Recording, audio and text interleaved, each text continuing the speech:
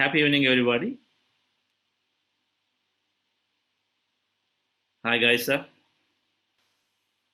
Hi, Karthikeyan, sir. You there? SKG. Hi, Madhavan, sir. It's great to see you. Good evening. Good evening, Chandra. Good evening, sir. Good evening. Wonderful Nice to have you. Sorry, I couldn't attend the morning, so I'm back here in the evening. Thank you. Good to see you, Madhavan. Welcome back. I'm glad you're back in the evening. Yes, I thought I'll spend some nice way to spend the evening, sir. Wonderful. And nice to see you also, fresh as always. I come in sometimes and jump in and out. I saw you. Sir, the thing that I learned that you have met Swami Rama. Yeah, very close to you. Yes. Many years, from 70s to till he passed away in 96, I was very closely associated with him. Okay. Yeah, in his ashram, and I'm still an advisor to their meditation center in Rishikesh. Rishikesh, okay. And by a coincidence, his meditation was exactly the Anapanasati, so it's coming back. It's the same thing that on the breath that he had mentioned. Yes, and, sir. And he also taught this heart chakra thing, which I have forgotten, and now you have brought me back to that. Because he had emphasized this thing, I didn't remember, it's 20, 30 years back. But he had emphasized this heart, which you are now explaining. So I must learn a little more about that also, Chandra. Wonderful, sir. That's great. Yes, Swami Rama, that book. Living with the Himalayan Masters. Yes, Living with Himalayan Masters is an amazing book that we all read. As part of this thing, while we continue to recommend many books, and one of them is his books, definitely, and starting with that book. I was so fascinated that book. There are 2-3 versions of it. Yes. But it's a wonderful read for anyone to read, just to understand human potential. Yes, sir. So it's very, very good to see you that you actually have lived with this great master. Yes, so Karthikeyan sir, did you also meet him? Yes, sir. No, I've been wanted to. I was sent for some. I couldn't go there. You couldn't go there. was telling me I got many invitations. To my bad luck, I never had the opportunity of meeting him personally. Yes, sir. So happy evening to Indians and people here, and then happy morning to those dialing in from US. We were learning yesterday a little bit around how meditation is removing the stress and hence help us gain the perfect health in the body.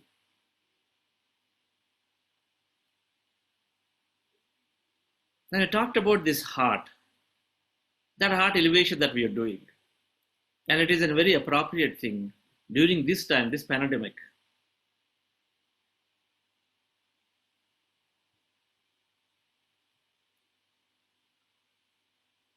In around 1993 or so,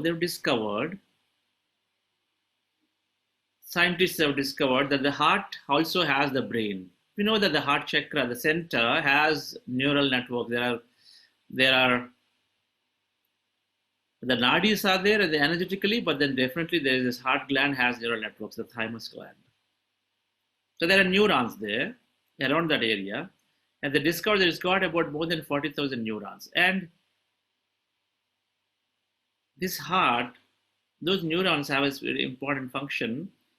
Of course, they're helping do this blood circulation and some of those aspects there for controlling the emotions. But they also are engaged with something that is sitting right behind this heart center called the thymus gland. It's right there behind, which has got out of many functions, an important function to produce immunity generating cells called T cells. The T cells, one of the two types of, largely speaking, cells in the body which are there towards immunity. And these are there to kill any foreign invading cells into the body, apart from many other things. Just to simplify. So this gland is producing most of the T cells in the body are produced here. The stem cells from the bone marrow come here, and then they transform into a T cell to actually go and then fight immunity. I mean, the immunity generating. They are there to fight any foreign invading cells into the body. So this immunity generating gland is right here, and every time that amygdala, yesterday we talked about this amygdala, which is that fear center, emotional center, anxiety center, which is right there inside in our subconscious brain. That amygdala, when it sends those worrisome signals down, and first thing that is impacted is this heart, right? And this heart brain is taking the messages, and naturally first thing they're doing is your heart is going high or low, beating fast, beating slow, or combination of both. Either way, it's not functioning normally, and then whenever it's doing that, it is also disengaging with the functioning of the thymus gland is so, and so as a result, it is interfering in the immunity production. There's an institute called Heart Math, H-E-A-R-T, Heart, M-A-T-H, Math, single word. If you look up, and this institute, based out of California, has been doing research around this, and of course, this is done in our various medical schools too. Ever since that heart brain has been discovered, that heart brain has this very important capability of A, in the immunity side, but then B, this heart brain, of course, the reason we're doing heart elevation is to make our brain coherent. When every time the heart becomes coherent, the brain becomes coherent. So they're doing research and I'm saying, can you keep your heart into a heightened emotion?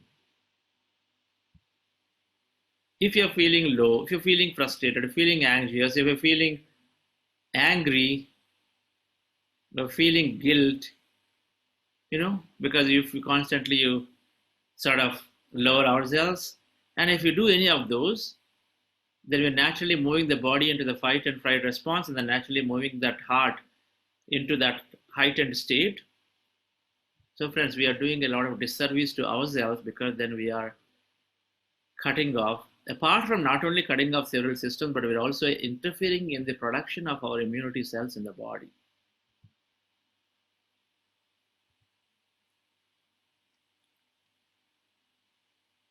So long-term meditators, having understood the importance of staying positive, staying miraculous in the thought process constantly, and the long-term meditators being self-aware in every given moment, where you disengage from what has happened in the morning or yesterday, or what's going to happen tomorrow when you go into that office.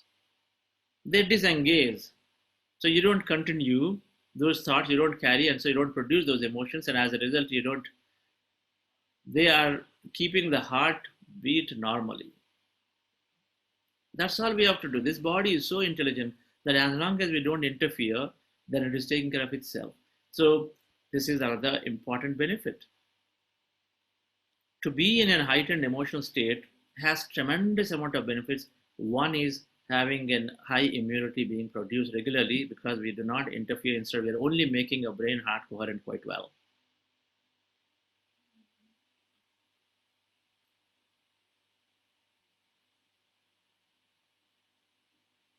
So friends, situations like COVID will not be worrisome when we regularly meditate, because A, we are disengaging from the thought. What can we do? If it's going to come, what can we do? Should we keep worrying about it? Saying that what happens if I get it? Or what happens if I vacate the body? What happens if somebody close in our family get it? Can I fight it? Can I recover from it? There's no point worrying about it. I'm sure many have gone over that. But even if there is slightest worry, we can take it off our mind. When we regularly meditate, we are keeping ourselves, our body very, very healthy and fit. So it is taking care of itself. It can take care of itself. All we need to do is to align into a purpose. Why am I living on this earth planet? What is the reason I'm living? Do I have a passion for life? Do I have an interest for life? Or am I just carrying myself as just an entity? If we have a passion for life, we have an interest, we have a purpose, and say, okay, this is what I am set to do. Even just that very thought of having a determination to ourselves and say, this is what I'm going to do for the next few years, itself is sufficient to power ourselves and then send that signal so strongly to the quantum field that what you seek is seeking you back, and then it's saying, okay, so then this energy body wants to continue for some more, and then I want to have more and more experience. At the end of the day, we are here for having our own experience. We slowly drift away and then get drifted away by looking at and saying how to please this person, that person, and how to please the community, society, and we forget ourselves completely. And we've been conditioned to saying that after 60, after 50, whatever, then it's over, right? We just raise the children, get them, get married, then we are done. It's not so. It's not so. As long as we have a purpose, as long as we have clarity of what I'm going to do for the next few years, and then we meditate regularly where we are in a positive, elevated state, there isn't anything that can come in our way. Because the body is so intelligent, is saying, my master wants to continue for some more time, wants to have more experiences, so absolutely, let me support it. It's an equation. That's an equation. That's how it works. It's basically, it's about our decision. That's why this book, when somebody wrote it, trying to find this, it says, I decided to live for 120 years. I'll find it. Maybe I'll show it. But this author, help me, guys, somebody, with the book. Yeah, the author, I think I got it. I decided to live for 120 years. Who is the author here? Ilchi Lee. I decided to live for 120 years, Ilchi Lee. You must look at this to understand a different perspective of approaching life. There's also one more in the process. Yes, this one. Ikigai. The Japanese secret to long and happy life. You must look at this too. One is written by Japanese master, another is by Korean master. Interesting. Both are from Eastern Asia. Sorry, no, Ikigai is written not by, I guess they're from, Hector Garcia is from, not from Japan, but they are looking at a lot of research in one of the islands in Japan. So we approach life in a different perspective. Fear or love, separation or oneness, limited or unlimited, fixed mind or growth mind. Its choice is ours. The system is there to support us. We got to make our choice. But coming back, this thymus gland is there absolutely to support us with the right level of immunity. If only we do not interfere in its operation. All we have to do is to keep ourselves in a positive, elevated emotional state. How do we do that? Drop separation.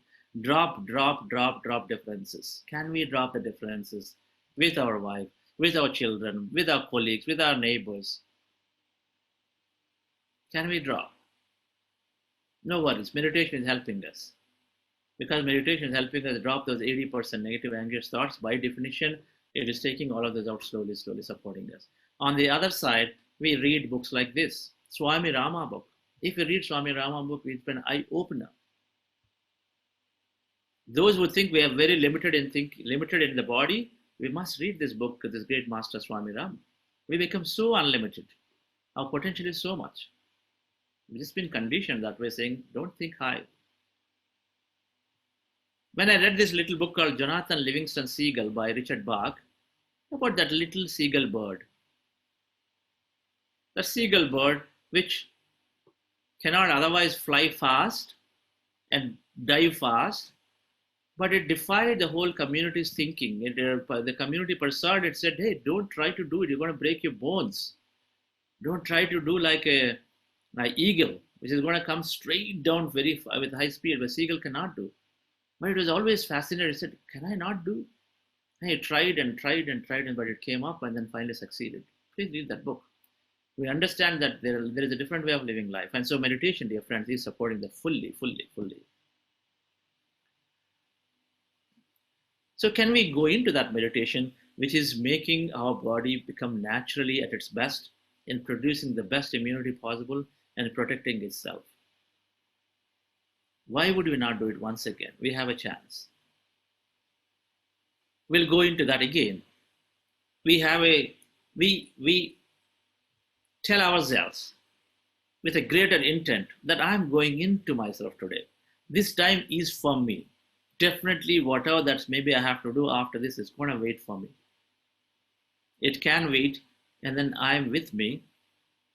I will completely set aside all my thoughts, and then I'm going to give my best to be with myself. I'm going to be observing my breath, nothing else. Observe the breath. If my thoughts go there, I'm going to bring it back. I'm going to stay through it, close my eyes and continue through it. The mind is a great friend, but mind is also saying meditation is taking over the mind, and mind is always taking over us. So the mind wants to control you. So it's going to give a lot of questions and said, Chandra, stop it. Come on, you can do it tomorrow. It is tough. You've done it for 10 minutes. It's okay. Tomorrow you can do another 20 minutes. Get up now. It's okay. It's sufficient. You can't sit, It is very, very tough.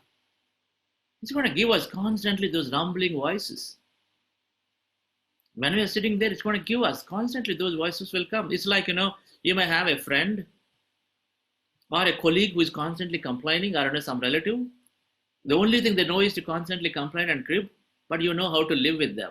What do? Because you have a situation, we can't walk away, but you know how to live with them. You listen in and then listen it out.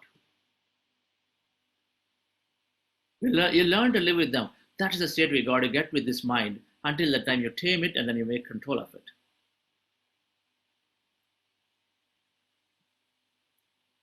So friends, when we are sitting for this meditation, obviously we are going to be getting that push from inside, saying it's enough, but then persist.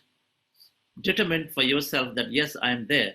Today I'm going in fully, and then I'm completely going to be with my breath. Thoughts will come back to the breath. Do not open your eyes, do not give up. Okay, music is ending another 10 minutes later, so do not give up, continue it. Even just by keeping our eyes closed continuously, we are benefiting a lot, because 80% of sensory input is cut off just by keeping our eyes closed. And every thought is energy. We dissipate so much energy. So meditation is the greatest science of energy maximization. So we dissipate energy, we can conserve all that energy now just by closing our eyes. And then observing the breath, the wonders that we can make are tremendous. All of it we'll see automatically over a few days, but just have to persist. So relax yourself, sit comfortably. We'll go into once again that meditation that we practiced yesterday, day before yesterday. It's very, very simple. In this meditation, we want to empty our mind. We have 50 to 60 to 70 to potentially up to 90,000 thoughts a day, depending on what we are going through in our life. It's 50 to 90,000 thoughts a day. So many are negative, meaning majority of them are negative. More than 80% are negative, worrisome, stressful, fear-based. So in meditation, we want to bring our mind as empty as possible. We want to make it zero. We want to make it zero of all thoughts, empty the mind. And the way to do that is by observing our normal, natural breath. Gautama Buddha discovered this technique. We just heard, sir, that even Swami Rama was advocating this technique of observing our natural breath. Many, many people in the world take this technique. There are other meditations, but we find this to be the one simplest and most easiest technique that anybody can practice. And it is also deals with the breath. This breath is the connection. The breath is so intelligent.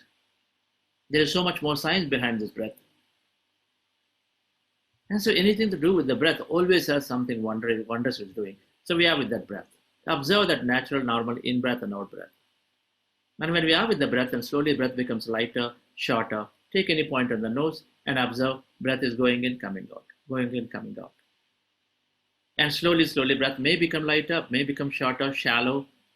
and then at a point where they may not exist at all. So that's the time you've forgotten yourself. You have completely become empty. And when we totally become empty, then we start experiencing energy. We are that energy, even quantum physics corroborated, that 99.99% we are energy in our body. We only matter way so little. So we experience that energy because we have taken away all thought. That means we've taken away attention away from all the body, matter, life, everything. So all we left is energy. So we experience that energy, the darkness, that emptiness, void. So we experience that and then we stay with it. Our goal is to empty the mind, and then when we experience that energy, emptiness, void, we stay with it. Be a witness and observe what's happening. So we do that for some time, and then towards the end, we come out with an gratitude, expressing gratitude. However, before going into meditation, we are also doing a process called heart elevation process, where we want to fill our hearts with love, gratitude, compassion, heightened emotion. These are called positive emotions, but also high energy emotions, high frequency emotions. And we fill our hearts with those, any of those emotions: love, gratitude, compassion, kindness, care, adventure, appreciation, joy. Any of those emotions, you can relive an event from your life. Like meeting a closed one after a long time. How do you feel? Or you are playing with your young child whenever you played, or you're playing with an animal, pet animal, any of those situations. Are you caring for your elderly people when you felt your heart went out? So any of those. Feel, and then feel that emotion in you. Not, you got to feel that compassion. Feel that compassion, feel that love, joy, appreciation, things that are going to elevate you, not break you down. Okay. Sympathy makes us down, not sympathy. Sympathy is something that we don't even have. Instead, we're going to empathetic understanding, but we're going to compassion, care, where you are positively supporting and serving somebody. Kindness, right? So we do that. So the process for that is the posture is cross your fingers into fingers like this. For Anapanasati, it's called the breath mindfulness meditation.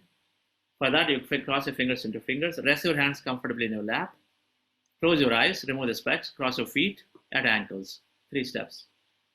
Cross your feet at ankles, cross your fingers into fingers, and rest your hands comfortably in your lap, close your eyes. 3 things we do. Specs removed. And we observe our normal natural breath. That's breath mindfulness meditation or Anapanasati meditation, which is the main meditation we're doing. Prior to starting that, we're doing heart elevation, where you keep your hands on your chest area like that. Our single hand is fine, or both hands. Then, again, specs not there, eyes closed. Rest your attention on the breath and on your heart, and then actually feel that emotion of love and gratitude. Follow me, follow my guidance. I'm going to play music, also guide you. So this breath elevation, the heart elevation, follow me actively throughout 5 minutes. Then afterwards, I continue to guide for Anapanasati, but at that point, my guidance is secondary. Your job is to be slowly become lighter, emptier, and then go off into the other side. If you catch my guidance, it's good. Then you are going into the deeper states, but you don't have to break your meditation to come and catch my guidance. I want to be clear. Dear friends, relax yourself. It helps to darken the room. Draw the curtains if it's possible. Switch off the lights if it's possible. If it's not, it's okay. No sweating. Comfortable posture is important. It's not necessary that you keep your spine erect. It's not necessary at all. Comfort is important. And when we finish meditation, we will understand more if anybody has challenges about memory, thinking that life is not supporting me. We understand how meditation is helping us scientifically improve our memory, not 1, not 2, but 7 memory parts.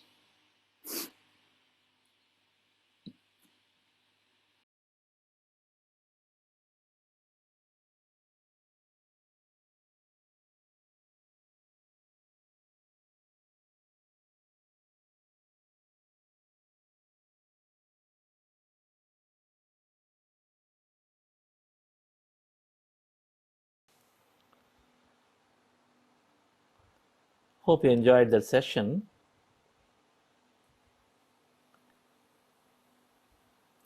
Getting into that unlimited, unpredictable, unknown field.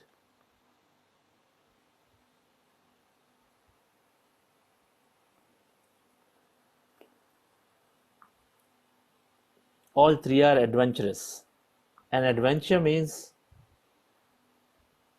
unexpected, uncommon experiences which are making us feel more and more happy. So it's important that we don't try to predict what's going to happen in this meditation. We're just coming in like a nature walk, just want to just enjoy it. When we go in with no expectation, because normally we want to make everything very predictable, but not in meditation. Because this is infinite, things can go from anywhere, anything, and so why predict it based on a linear model of what we knew yesterday, what we had? So we become zero and zero. That's why in the beginning I said be a witness to it. Just go in and observe the breath and be a witness. And when we do just be a witness, then who knows, you might just be experiencing the energy of Lord Shiva or Sai Baba, or you may be actually floating in the Himalayas, just watching that whole beauty of the nature. Provided we don't expect and then make that thing predictable, because at the end of the day, quantum field is saying what you expect is what you get. So if you didn't expect anything, then something can come from the field based on what is important for you at that point.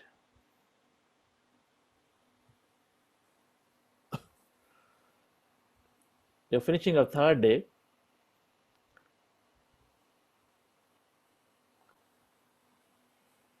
So I'd like to hear some experiences from people who have been meditating for less than a week now.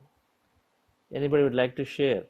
The more you share, the more we can discuss the benefits around meditation before we understand how meditation is scientifically helping us support with a lot of intelligent quotient, so that doesn't matter what age we are, that we can actually live life to the fullest.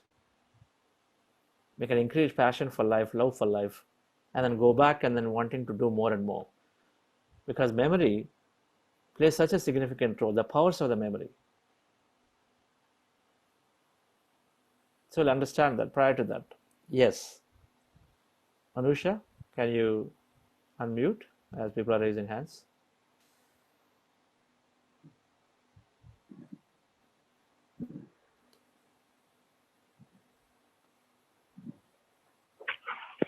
Hello, sir. This is Sachin here. Yes, Sachin. Yeah, thank you for this wonderful experience, sir. First of all, thanks a lot. And sir, I just want to ask you, right? I have been doing this for last 3 days, and when we get into this, Can we engage? Can we engage Sachin more?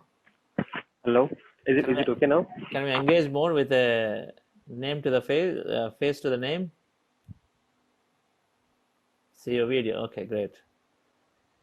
Yeah. So, sir, my question is, when we are doing this meditating, but still, I experience that the normal thoughts about the family, about the work, or the generic thoughts, those are still there throughout this session.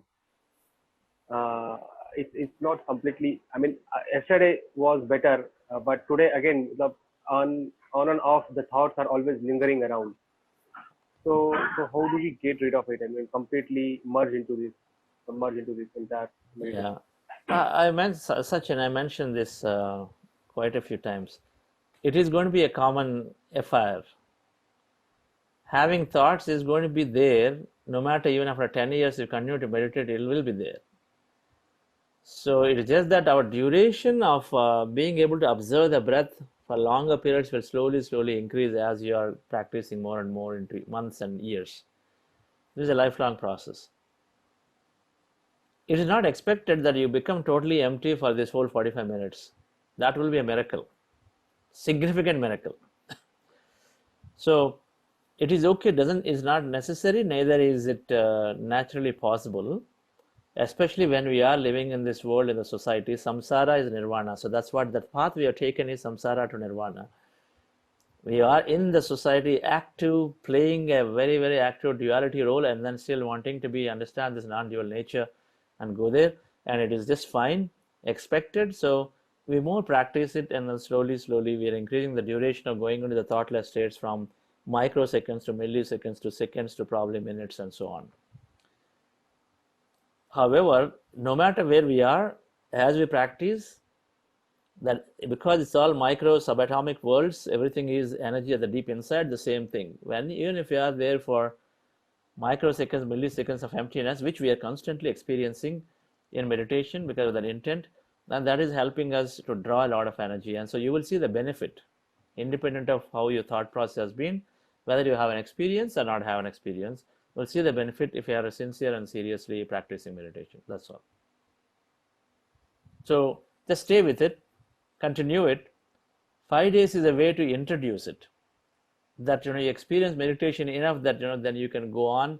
This guided meditation tracks will be available for you to practice on your own in a self-managing mode. Self-managing, so you practice this every day. We can connect every week on a Sunday evening, 5:30 to 8 p.m. India time, for a group meditation and then some satsang group discussions. Like that, we can connect in for 5 weeks. So you can make it a habit by doing it every day. In 40 days, you do, and then you come back. After 3 weeks, you see what's the difference with you. And then after another 3 weeks, you see how things are. Yes, so let's go to Abha Garg. Yeah. Good evening, sir. Good evening, everyone. Sir, I am meditating since that 40 days program started. And when I initially started, I used to think that I am really getting into the emptiness and I'm free of thoughts and everything. Okay, but even after that, I am regularly meditating, and I am trying my level best to be present in every session whenever you take this meditation. For last 1 week, I was not able to concentrate much, I think, because I was not even for a minute, I was not getting free of thoughts and anything. But for last 2 days, again, I have started feeling that I am again getting into this thing, free of thoughts and emptiness. Okay, so but the thing what I have observed in myself, there is a lot of change, as well as I'm just waiting for the time. Then when is the next session? I once again want to go into the meditation. Even though, as I told you, for last 1 week, I am not able to concentrate and get free of thought.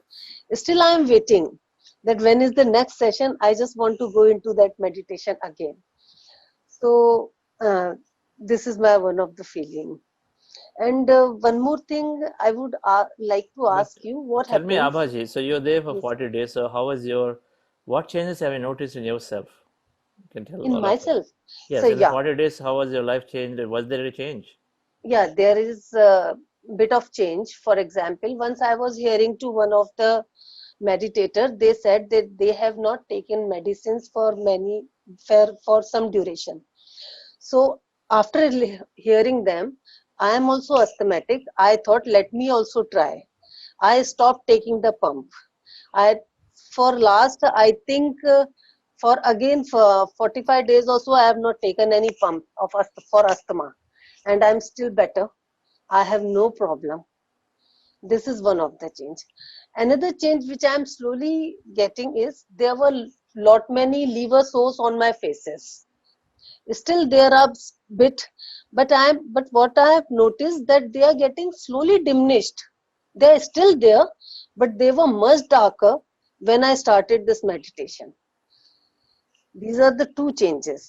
Third change is, previously I used to sleep a lot, but now I'm sleeping less. And whatever sleep I am taking, it is a calm sleep. Means I sleep fully, a tight sleep actually. So these are 2, 3 changes which I have noticed in myself. Wonderful, madam. So just started 40 days after years and years of various things. So let's be patient with it, Yeah, right? surely. Yeah. We are patient. Let's be patient, and I'm sure. So one day it is like that, right? No, you know that your what you cook every day is not the same taste. Yeah, sure, sir. So it's like that. Right. Meditation also like that only. One day, a few days, it's not like that.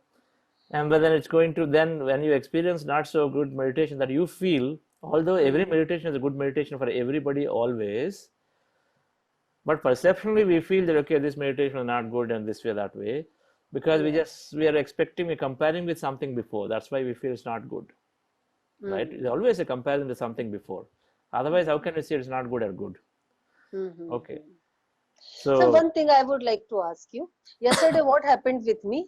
Suddenly, I was in meditation, and suddenly I thought that I have fallen down from somewhere, and suddenly my eyes opened, and then I thought, oh, I'm in meditation. Meditation. I again closed my eyes. it So happens, madam. They're all there. They all happen various experiences. Some could be to just to test your fear. How much do you trust the process? If you trust the process that you are the divine and nothing is going to happen to you, so do you trust the process? You know, one of the workshops where I was there, they just push you from a net. You just have to fall back. You just have to be like this, and then you just have to fall. You just fall. Of course, people are going to hold you under a net, but then when you fall, that feeling you because just blindly falling back, okay, from about 10 feet high. And when you fall, then the process there is to understand and trust that you are taken care. How much are we ready to trust the process? Okay, some of these experiences are there. Now, what would we do next time? Say, hey, I'm taken care. Let me go into it. Let me see. All you're doing is what? Sitting and just observing the breath. That's all, right? Nothing more you're doing. You're not really yeah. jumping off of anything, right? So some of these are for us to just go through the experience to say you develop that trust that things are taken care, you have a larger power, so you can overcome that fear, all that, right? So they're all, some of those are like that, some are really insights for a given life situation. Sometimes some are memories that are bringing back so that you relive and then accept and then go beyond it. So there are many such things that keep coming up. What do you do in an experience like this? You stay through it as much as possible. You got to stay through it. Be an observer. So it's just a witness. What is a witness? If you are a witness, if suppose somebody is falling off a cliff and asks you to see witness, then you just see it, right? Okay, so somebody is falling down. Okay, so some fire is coming up. This is coming up. Just a being a witness. Like that, you have to be a witness of yourself. Yes. So be a witness in meditation and see what's going on. Okay? Yeah. Sure. Yes. Okay. Thank you. Thank you, sir. Ma'am, Jyoti, I have unmuted. Kindly speak.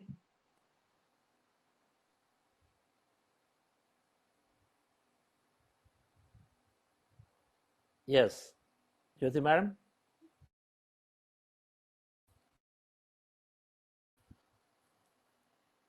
Okay. So then everybody else, let's go otherwise. Yes. So 20B38ED8. Kindly speak.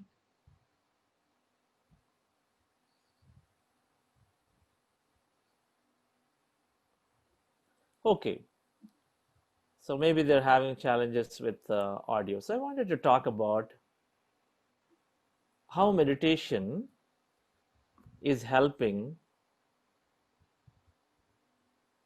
give a hope of life again for many people who are probably challenged with memory loss, are the challenge to learn something new, challenge to do basics of, for example, say mathematics or some basic things in life, so that we can't do stuff. It's all around how meditation is supporting us develop our various powers of memory, our learning ability, our remembering ability, our cognitive ability, creative ability, dementia, Parkinson's, anxieties, some of those that are because of this loss of memory. Meditation is helping people slowly build those back. So let me show a slide a little bit around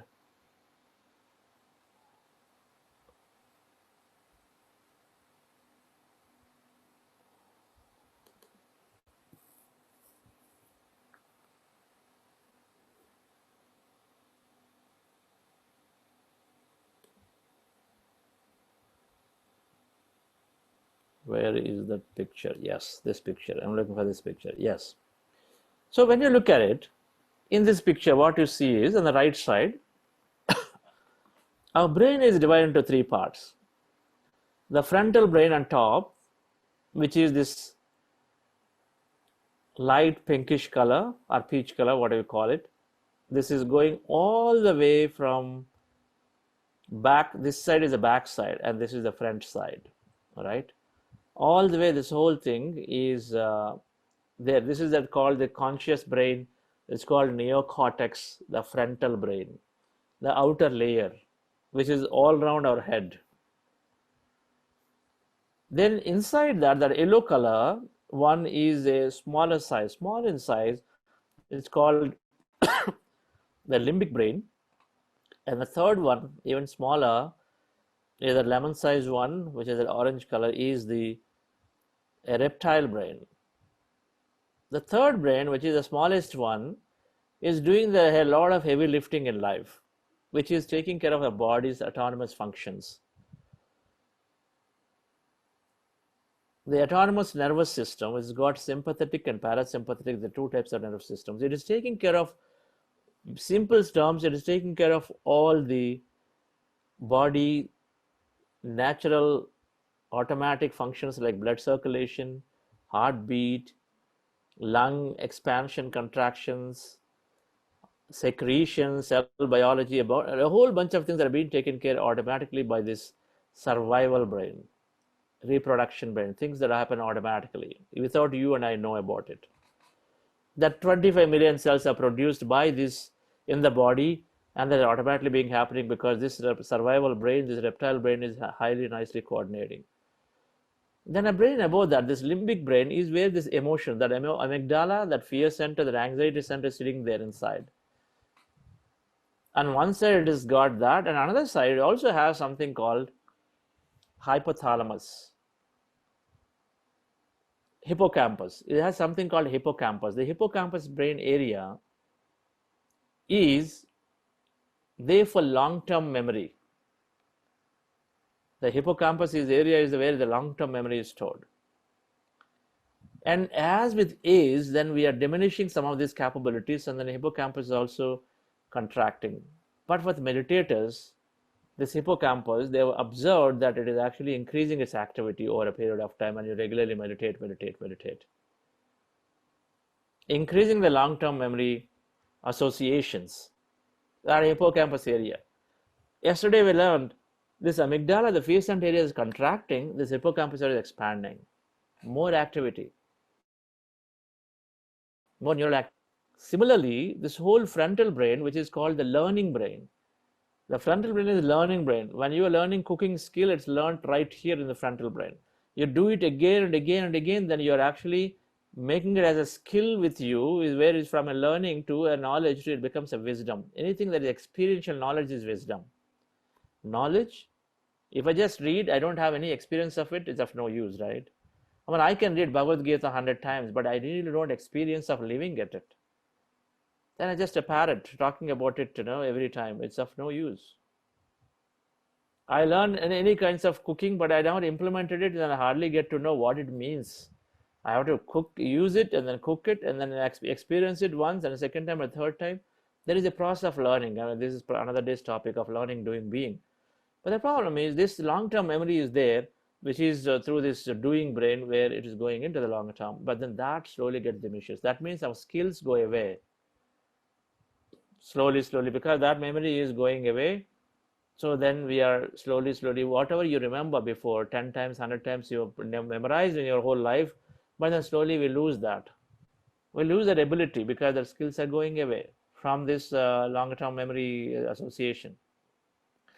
But they also found that in this frontal brain, otherwise it's very rigid. It's called neurorigidity. So because we have several negative thoughts where certain parts of the brain are not working, brain is not coherently working, only a few areas are firing, its learning ability diminished because there is something called a neural glue, and the neural networks have to expand themselves constantly so that you can actually create new connections.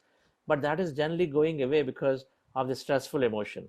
Yesterday we talked about it. When you are stressed, the cognitive brain function, the cognitive brain means the frontal brain function, all of this function is shut down because in a stressful mode, the body is saying, I don't need to take care of the cognitive function that time. Let me just only give protection, right, to the body, physical protection. So the cognitive function is shut down. As you are continuously in a stressful mode, cognitive is shut down. So it's not even producing all those nice chemicals to expand. So that is not expanding, neither it is not supporting. But however, meditators, what they found is that this area, Dr. Sarah Laser has done a lot of research.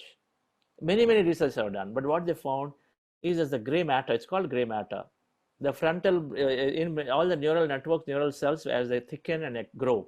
So they found that this gray matter is thickening for meditators. The gray matter, they found that is thickening in many areas. That means it is building up new neural gateways and neural networks and supporting it. Because why? We are not making the body into stressful situations. So naturally, you're not shutting down. So more blood circulation is happening to the brain. And so the gray matter is helping and they're getting thicker. And as a result, friends, so we are getting into many memory powers, many powers in through meditation. So storing power and access power are two powers. We start from here. Storing power and access power, two powers, is what we normally call memory. So ability to store whatever you read, whatever you receive, storing nicely in a very efficient indexed way in the brain so that you can recollect it appropriately quickly is an accessing. Storing and accessing together, two functions are the same, what we normally call memory power. And these are increased because your the hippocampus, which I talked about, the longer term memory is slowly getting better. It's meditation. Concentration power is about right now what you are listening to me. The concentration power is, there is an area that they discovered. Part of this whole frontal brain, there is an area where it apparently distracts the brain, distracts our mind quite often. There's an area, it's part of the prefrontal cortex. On the side, one area is there, which is, they discovered that area, the activity is diminishing for long-term meditators. So the distracting mind goes down for long-term meditators. And so naturally, where you are able to observe and concentrate more and more. Concentration is all makes a difference, right? Because if you're not concentrating while driving, all it takes is split second, isn't it? If you're not concentrating, you're a coder, you're while coding, you're not concentrating, you make a mistake, expensive mistake, and even bring a flight down. Software issues, right? Of course, the same concentration, we don't know, we don't have concentration, suddenly we'll zone out. 10 minutes later, we don't know what is the subject that is taught. So concentration, to be in the present moment, is so important for anything to be successful. So that memory is increased by meditation. Now, the reason is that, like I told you, it is the distracting mind is lessened and the neural networks are increased. The reading power is simple, right? Now read faster. My reading ability has increased. Patriji, I saw reading 5 books a day. So many books he keeps reading regularly. I mean, he keeps the book and then tells next day, underline all the book and tell and say, okay, here is the book if you want to read. The story was there, but Vivekanandaji was reading, fast reading. Maybe Ghai sir was a publishing chairman of the Sterling Publishing, might tell more on this whole capability of reading powers. But the reading powers, our ability to read and learn, read more, is increased with this meditation. Many people have said that now I'm reading. Earlier, I just never used to even wanting to touch book because it's not medicine. I can't read this book. And every time I see this big book, I get fearful. I'm sure some people probably feel that way. Especially after having come to 30s, 40s, and then 50s, and then feel like, no, I can't read it. Of course, some have been extremely great. I saw Bill Gates' documentary. He is carrying a basket full of books and he's rotating all the books every week. He says, my secretary refills the books with a whole bunch of stuff and 20, 30 books are there, he's carrying the basket. My God, those books are like all over the place, not just only computers. On how the world is changing, how the people are suffering here, how is the statistical and the economies and quantum physics and neuromod, everything is reading. What is that? Where is that capability? Meditation is increasing its reading power quite significantly for people. Learning power. is our ability to grasp things. Where you read a bunch of things and put them together. I read quantum physics, I read neuroscience, I read epigenetics, I read biology. Putting all together and then make sense out of it, right? It's called aptitude. Can you derive from various things and then learn faster? So learning power. So this is an aptitude. Meditation significantly supports our learning. You know, the meditators are great asset to your companies, because I hired quite a few meditators when I was at IBM or Sanofi, and our people who come in the meditation, they always have a excellent ability to learn faster and then pick up faster, because they have this concept of neuroplasticity. Their brains are constantly juggling the circuits, so they're learning faster. They're open. They're open. They want to learn. So creative power and then thought power are fundamentally, creativity is because now, since you have so many new ways of doing things, new neural networks, so you want to start doing new things. You're quite active. You want to break the monotony and then do it. So meditation is helping support this creative power, and of course thought power, because 95% of those redundant negative thoughts have gone away. So what are you left with? You're left with only 5%. If you have 10 tasks in your hand and you got your energy, is finite. So what happens? Your energy is distributed all 10. But if 9 have been taken out, only 1 is left. So naturally, you're going to be succeeding, right? Because you put all your focus on it. So same thing. Your power of thought increases tremendously because your energy is now applied all to the only 5%. Otherwise, it is distracted, dissipated on so much of all these various thoughts that you keep occurring. Simple thing like, okay, hey, you see the newspaper headline. Something they'll talk about of nowhere, because all that newspaper potentially many times want is to just sell, right? So they put up and say, 20 years ago, some accident there happened. Again, today, some accident happened. They'll put up some story around it. What's the point for you to talk about that to your friend or some colleague? It is a drain of energy. Meditators become very self-aware and say, it is not of use to me at all. So why should I waste my energy either to take it or to apply anything onto it? So our thought power tremendously boosted, dear friends, with meditation. So when we have all of that, people start gaining their life back, because now you feel like learning, you feel like you're remembering, you can participate in conversations which you stop doing it. Memory loss is going away, right? So people are able to solve some of these. Parkinson's gets into control, so you're able to live your life where your hand shakes so much. With a loss of some of these the controls, they all slowly come back. They slowly come back, and as a result, you're getting better. Again, the life is coming back.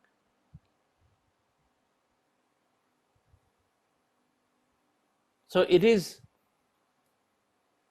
a wonderful tool to gain the life back, because we all agree that IQ is fundamental to be successful in the material life, right? And in dealings with society, in dealing with people around.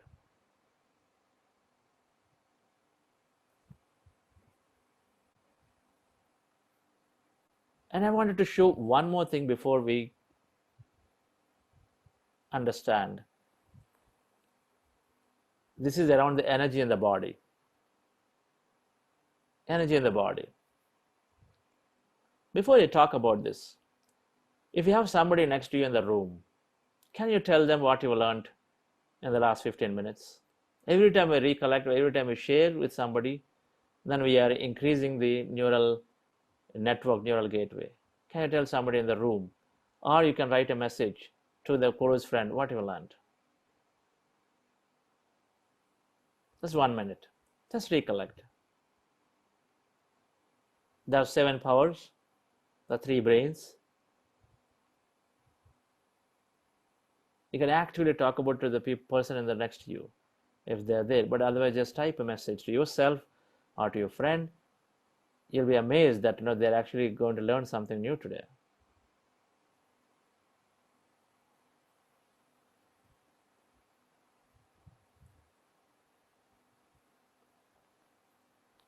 The more we repeat, the more our brain is becoming stronger with that information. So the more it's going to support us. It's part of the learning process of how the brain is, neural networks are designed.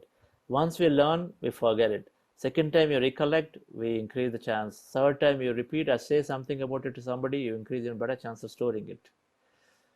That's why as soon as we learn, we can actually talk about it to somebody. It's like a great, great way of recording it for a longer time.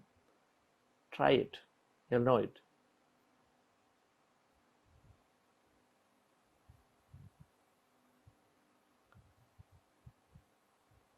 Okay.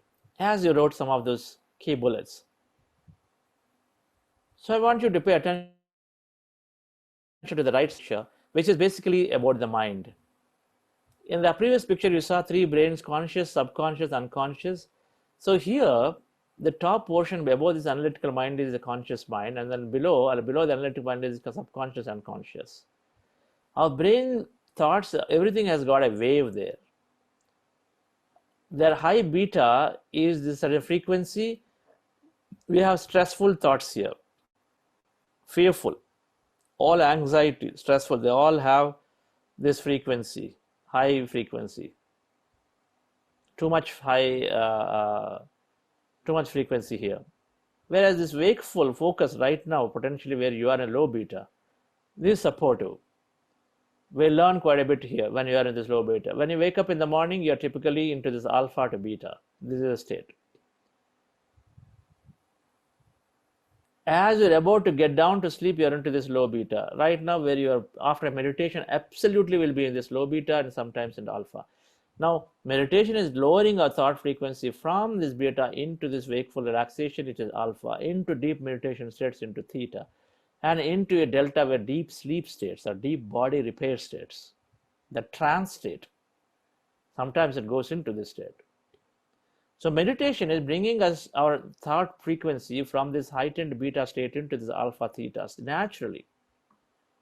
So by doing so, what it is doing is this analytical mind is like a barrier.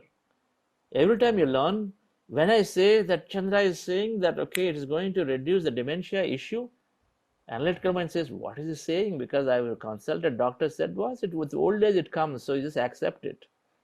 Just take some support. That's what many of them told me. Or I read several books and everything it says that way. But what is it saying that meditation is doing? The analytical mind does not want you to take it inside. But your long-term memory is inside. What is long-term memory? Anything that goes inside into your subconscious is supporting and is playing it back for you, whether you accept or not, like your driving skill, like your cooking skill. The moment you sit in front of a steering wheel, even though you dozed off into doing different things and thinking about something else, but you're readily have successfully navigate and you're going to your office without even realizing. 20 minutes later you're in office. I know you can tell me that, yes, you experience that state. You tell to yourself, oh, already I am here. How would I do? How would I cross the junction? You don't even know, because that's the skill. It's there in the subconscious. Subconscious is projecting for us. Now, anything, a good knowledge like this, when it has to go in, our analytical mind stops it. No, I can't take it. But meditation is dropping that analytical mind. The barrier is drops it, so that anything you learn, good or bad, it's going to go straight in, of course. But of course, naturally, we learn as meditation is making us go into the positive states. You pick up the good stuff, and then you are straightly going into the subconscious. Just like a child. A child has lesser analytical mind, so whatever you tell, the child takes it. If a father and mother tell something to the child, they take it as okay. So that's a truth is coming from them. Whatever you say, they take it. Right? You say world is a very competitive, tough world, so be careful. That's what they take. That's what they grew up with. That is a tough world. You can't trust people. That's what they take. Up to you, choice what you want to tell, because they're so suggestible. It's called suggestibility. The analytical mind is dropped for meditators, that it becomes thinner. It's also called the veil or mask. We have this mask. You take the mask off, then you go straight into subconscious. So when you learn good stuff, so meditation is making us become very suggestible to take newer things faster. So now, if you put your attention onto the left side, right? So sleep is improved because of these 3-4 things. One, the stress is reduced. So cortisol, that chemical which is keeping our body quite active, circulating the blood into the streams, into legs and hands, because it keeps you active, right? Because you got to protect yourself, constantly make you very awake. A cortisol chemical, so it is reduced because stress is reduced. So that's one reason why people can't sleep, because if you're stressful, you can't sleep. No, I don't have stress. But the fact is that insomnia, a lot of stuff is related to that. High melatonin level, the pineal gland, that a lot of that chemical is produced when you are meditating. meditators that is there is a connection that we can talk about some other day. A lower thought frequency, as we saw, the brain waves are reduced, lower thought waves. Sleep is also is that deep sleep is delta. You got to get to the delta state to become a deep sleep where your body gets repaired. It's called REM sleep, rapid eye movement sleep, where there's a lot of healing happening. So meditation is improving the sleep, like we heard from Abba Garg. We heard from many people yesterday. Everybody says that my sleep is improved. It's because all these reasons, dear friends, right? So friends, it needs to be experienced. And great to have you practicing this meditation. And tomorrow, we learn something more around this science. Normally, we are starting a 40-day program starting September 14th, where we go slowly week by week, assimilating a lot of knowledge and more meditation. But however, these recordings are available for meditation regularly. So what we are doing is to practice every day. So after 5 days, we practically many benefits are seen by people in about 2 to 3 weeks. So keep practicing it.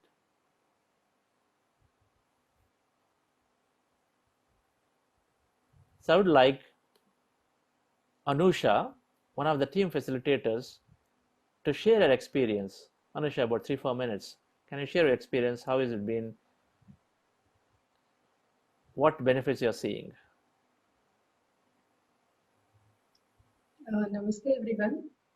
I have been doing meditation for the past over a decade, but recently, like 4 months ago, I came in contact with buddhaceo group meditation classes. I really learned a lot, like how important it is to read the books to enhance our, the progress, accelerate our progress. And the two things what I have learned here is the acknowledging what we have.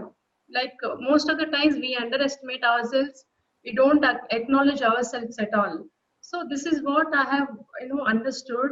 I started acknowledging myself, and I learned how to. I was multitasker all the time. Even in fact, I was also feeling very proud that I'm a multitasker. But after attending these sessions, I have understood how much to do, what to do, when to do, and how to do. So I just slowed down, and my stress levels have tremendously gone down. I really started enjoying and being in the present moment, and there is a lot of clarity of what is happening around me. I became very confident in dealing with the things. I am really very fortunate to be associating with Chandra sir and Vani ma'am. This is a long way to go, and this is Wonderful. Wonderful. Thank you, Anusha. thank you sir. And who else? We have a few minutes to do. So Thalsia sir, how are you experiencing? Are you able to practice? Are you able to focus? You have to unmute yourself.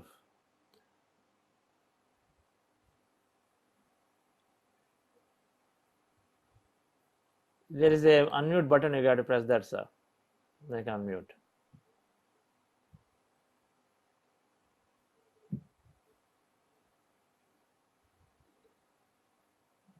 Okay, so not able to unmute you there. Yes.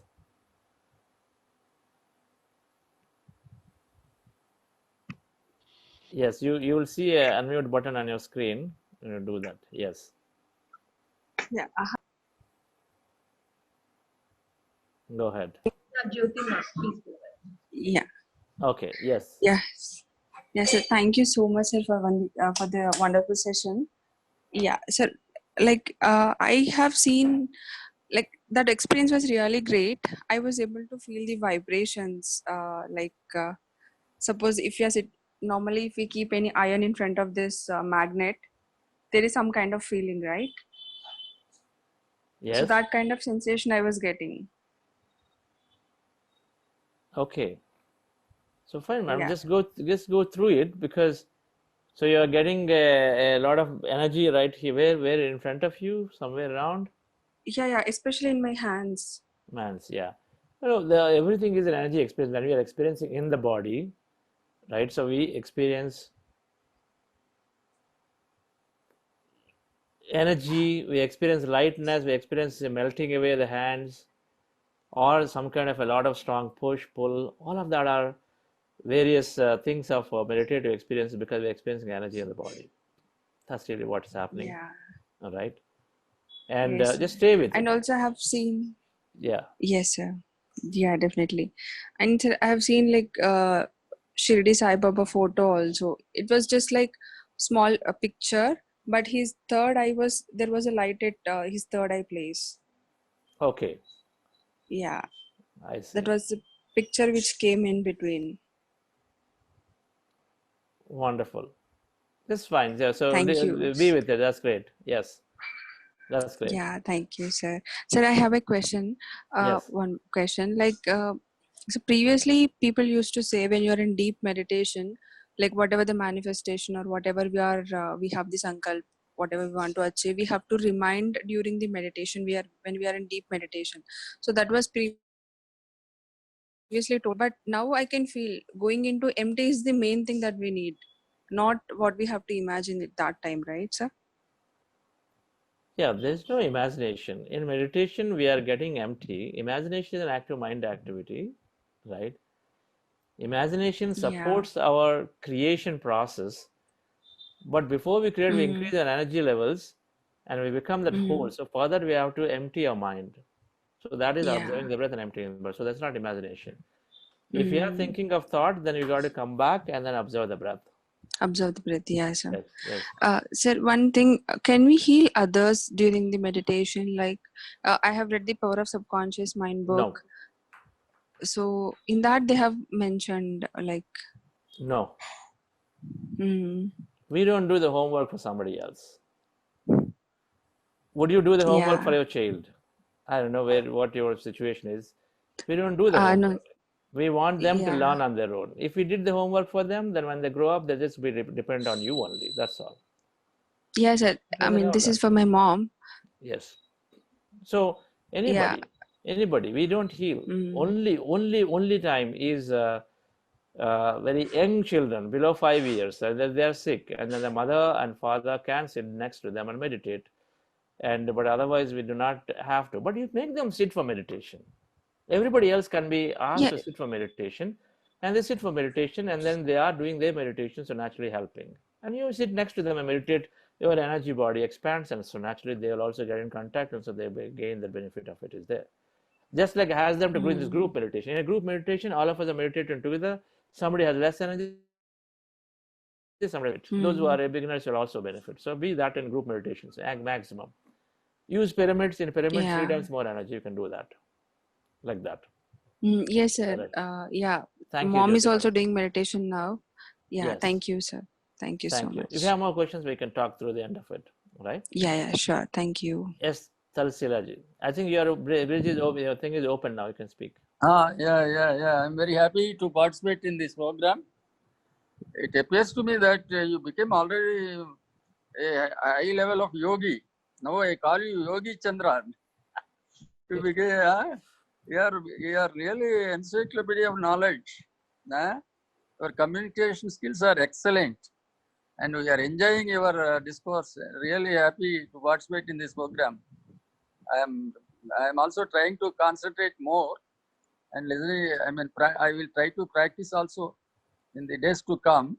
Tomorrow, you please give me some 5 to 6 minutes. I want to elicit some opinion about some of the points which were about the meditation and all this scientific this thing analysis, scientific analysis. I want Okay, sir. to talk.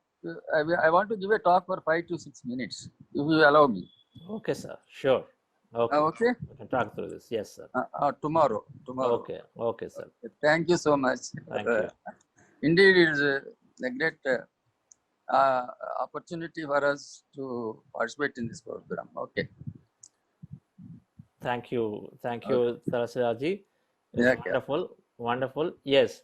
So we have a couple of minutes before we close the session for today. Yes, Raghuji, I opened so that you could share your experience. Um, yes, you have a question? We could talk about it tomorrow. Yes, Raghuji, go ahead. Are you muted? Yes. Unmute yourself and Yeah. Every day, some word, it strike my life and it's making the difference. Okay. So one of the thing, when Jyoti was asking to heal her mother, you say no. Suppose Jyoti is a doctor, when she is treating her mother, will you say no? Because why I am asking is, as a Ricky Grandmaster, a lot of people, I got the call from Calcutta, Delhi, even 10 days child also in the hospital ICU. So I healed them and they got the cure without going to the hospital. I told them, don't worry, keep it tomorrow morning, 6 o'clock. I will do the prayer, I will do the Reiki. 6 o'clock, she will be there. So all the patients, they cured. But when you are saying, Jyoti, don't heal the mother. So suppose if she is the doctor, will you say no? Number one thing. And the second one is, what is the harm when we are having the power to solve them? How can we support? This is my question. I've said, when your child is not doing homework, will you do the homework? Oh. It's easy, you know it. You can do it for your child. You want the child to do, or you do it. You do it today, the child is going to come and sit next to you tomorrow and say, Papa, can you do the homework? He's going to come back next week and say, Papa, can you do the homework? Yeah. Okay, you do it then. If you want to do it, then we continue to do it. What is there? Yeah. Instead, if you say, if we are truly compassionate about somebody, empathetic about somebody, you say, hey, sit down. I'll be with you next to you. Okay, tell me where is the problem. I'm going to be solving with you. Okay. You know what? I'm not able to concentrate here. Okay, I'll tell you because I learned this technique and I'll tell you, come sit. Okay. And I teach that. Yeah. So when you see the other person's sincerity and seriousness to reciprocate, okay, and then when that is there, yeah, Raghuji, then we help if required. yeah. If the seriousness and sincerity of the student is there, Yes. then there is a concept of healing at all. If it is required, then you will say, okay, fine, there is this absolute seriousness is there. Maybe I can give a little bit of energy. We got to be extremely careful as a master when to give and not to give. Wonderful. It's easy to give otherwise all the time. Yeah, I got Right? it. Instead of giving the fish, teach them to a fish. Wonderful. Now from this, I got it.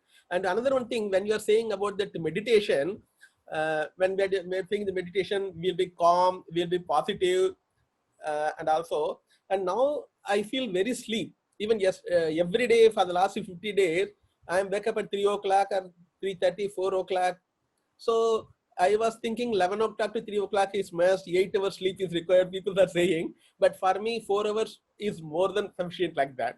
So I'm feeling energetic, and by God grace, nothing is there. So main one is 6 hours sleep, 8 hours sleep, some priority they are fixing. So even meditation itself, I am getting energy. So is it any requirement about how many? Right. So hold that thought. There is no requirement. We just crossed 8. Okay. So we must close the talk, but there is no requirements. You trust the process, Raghuji, because Yes. you are gaining the benefit. Yes, sir. Because with meditation, we recognize that we need very less sleep. Yes. For many people, 1 hour of meditation is equal to 3 to 6 hours of sleep. Yeah. And hence, you naturally gain that. So that's how we become very productive.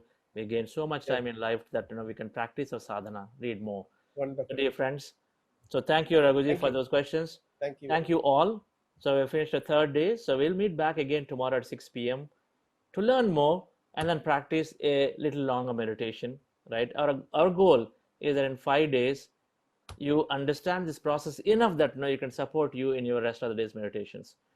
And do read those newsletters. The newsletters will continue, and we'll introduce some books tomorrow. I want to talk about learning and then some books that we're going to really support in the journey of meditation. So with that, have a great rest of the evening and then have a great day tomorrow. Thank you.